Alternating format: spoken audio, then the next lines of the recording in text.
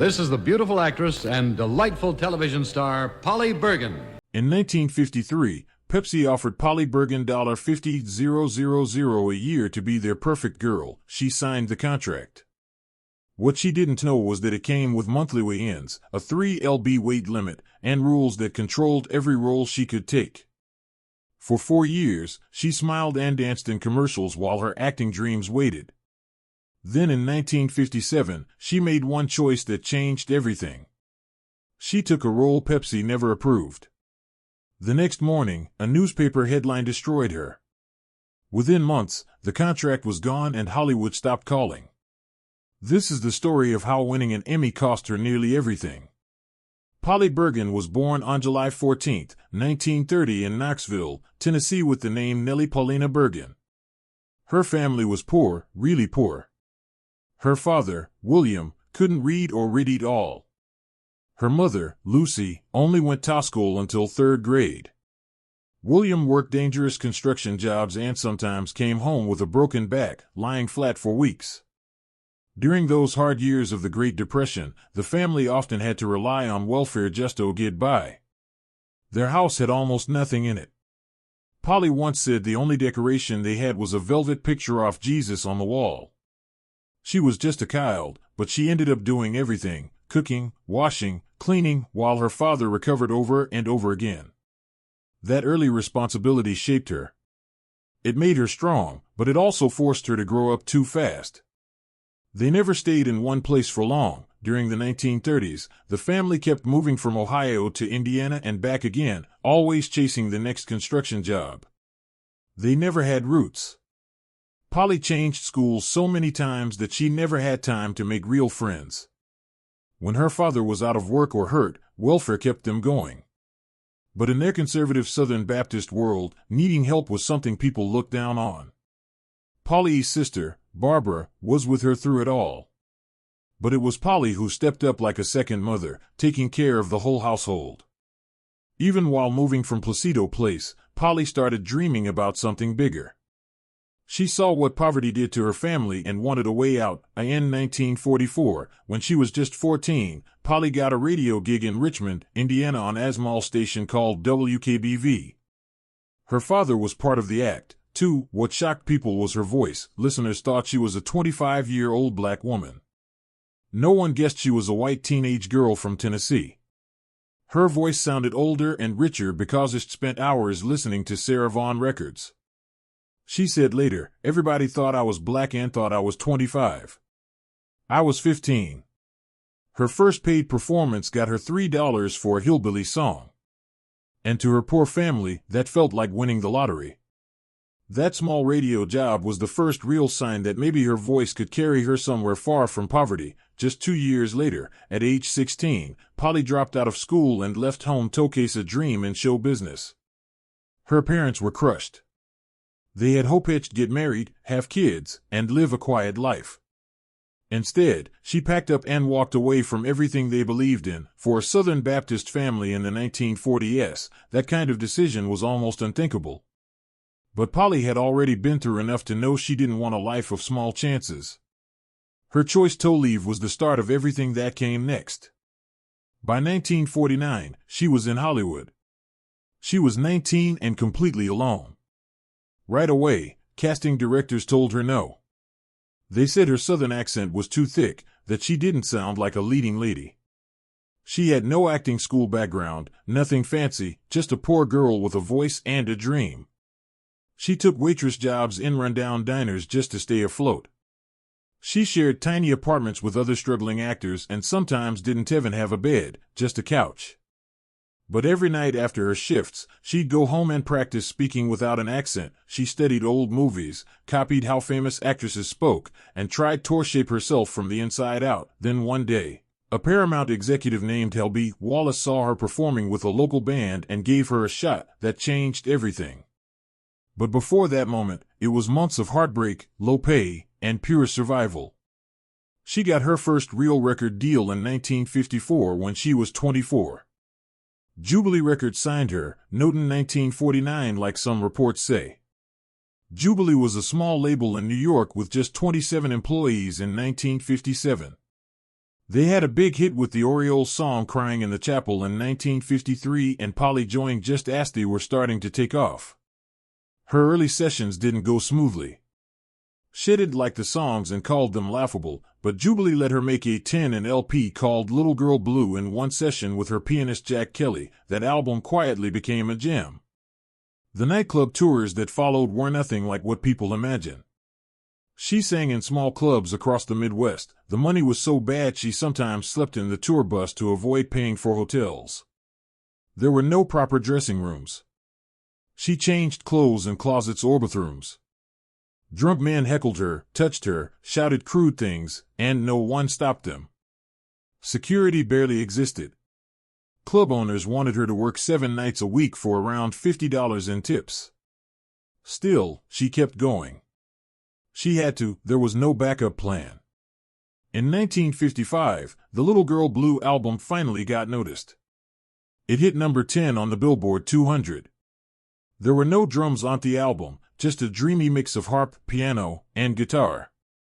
Critics said it felt like a floating midnight room. Her song, When the World Was Young, stood out.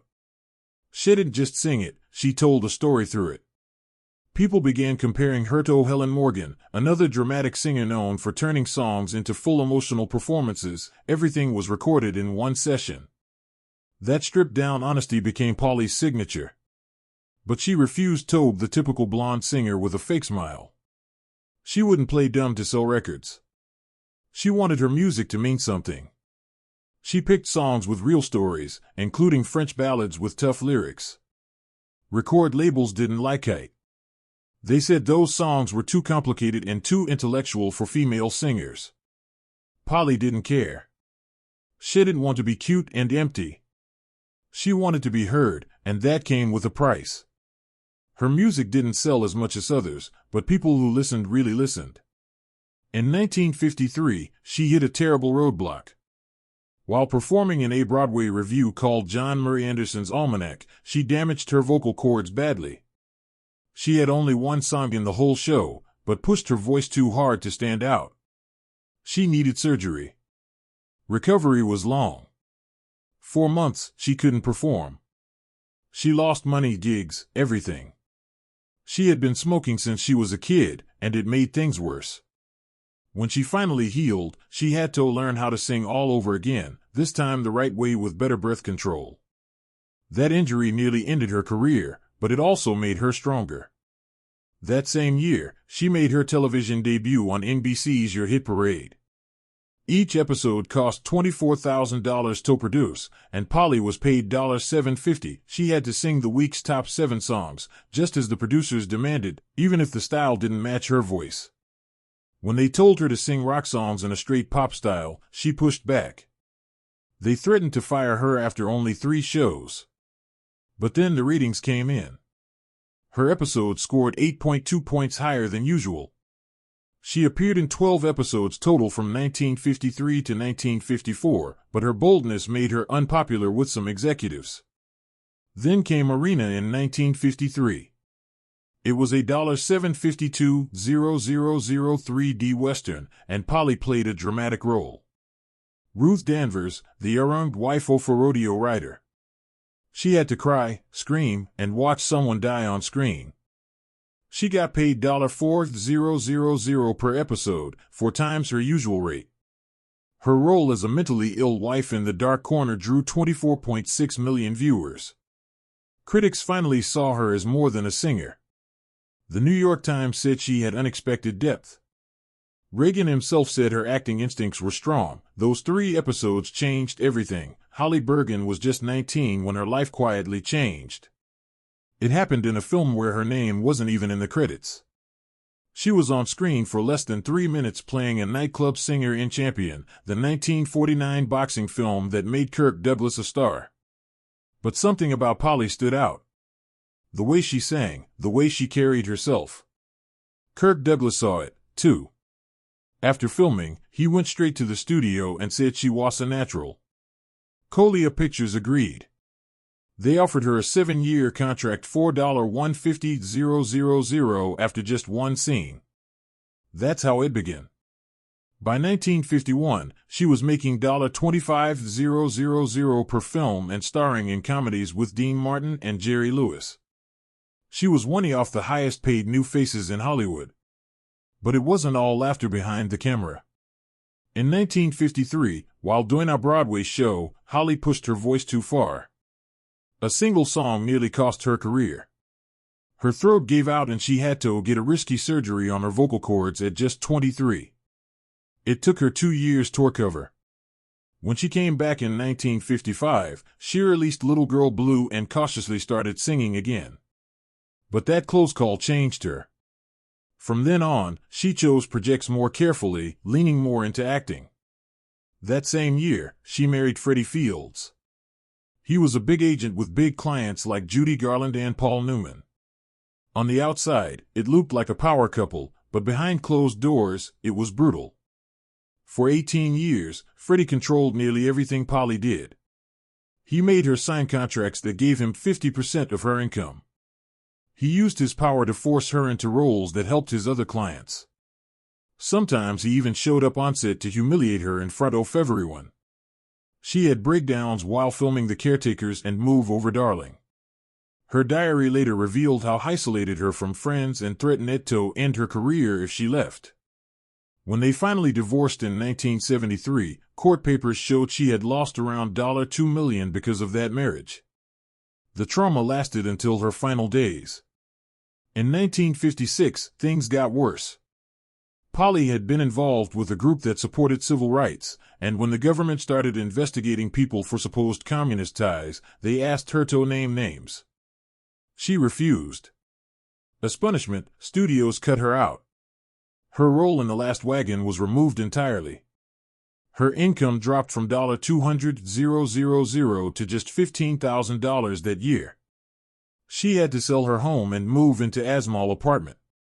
Producers wanted her, but no one would hire her. They were scared of government backlash. For 2 years, Polly couldn't find steady work. Then in 1957, she had a surprise comeback. She released Bergen Sings Morgan, a tribute to Torch singer Helen Morgan. The album came out right as she starred in a dramatic TV special playing Morgan, and the timing was perfect. It became a hit. Some critics said her singing was too intense, even over the top, but it worked. That album and her performance won her an Emmy in 1958. Just like that, she was a household name again, but not for long. Behind the scenes, Polly was clashing with producers and conductors. She was intense about her performances. She wanted every song to mean something. Some collaborators said she was too difficult. Even her fiancé, Morty Stevens, who worked with Sammy Davis Jr., couldn't stop the arguments over arrangements. Polly refused to sing songs that felt fake. That cost her chances at bigger radio hits. Still, she stayed true to herself. Then came another medical crisis. In 1959, at the peak of her success, Polly had a life-threatening ectopic pregnancy.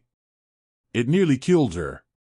She'd already had an illegal abortion at 17, and now doctors told her she wouldn't be able to have children. She and Freddie Fields ended up adopting 2 kids. That pain never left her. She poured into her music. On her 1960 album, All Alone by the Telephone, people could feel the sadness in her voice. That same year, her addiction to smoking began to take its toll. By the late 1960s, it became a choice between singing or cigarettes. She chose smoking. She admitted it years later in a CBS interview. She said she'd rather keep smoking than sing another chorus of Night and Day. Her voice got rougher and less flexible. Her final album came out in 1963. She was only 33. That was the end of her recording career, but she didn't stop working. In 2001, she returned to Broadway in Follies playing a character named Carlotta Campion, a fading star who belts out "I'm Still Here." Polly was 71. She had severe emphysema. Her legs were in bad shape. She'd quit smoking just 2 years earlier and worked with a vocal coach to rebuild what was left of her voice. She needed oxygen treatments during rehearsals, but she made it through. She got a Tony nomination. Critics said her performance was heartbreaking because it felt real. It was. Her Broadway journey had started back in 1955 with Champagne Complex. That play caused a stir because her character got drunk and